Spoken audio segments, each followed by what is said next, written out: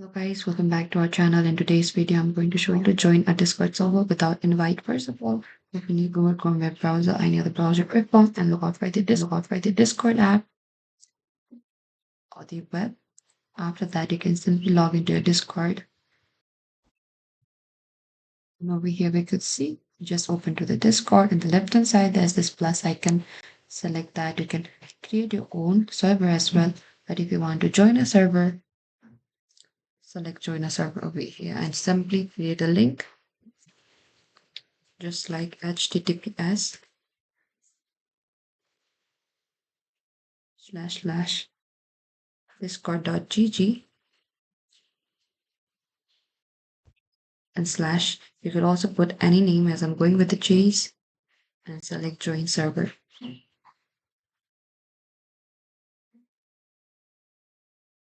And you can also skip it, but if you want to do in the community, you can click on this option, what you want to do it, and select next and select finish. And this is it. Thank you for watching this video. I hope I could help you.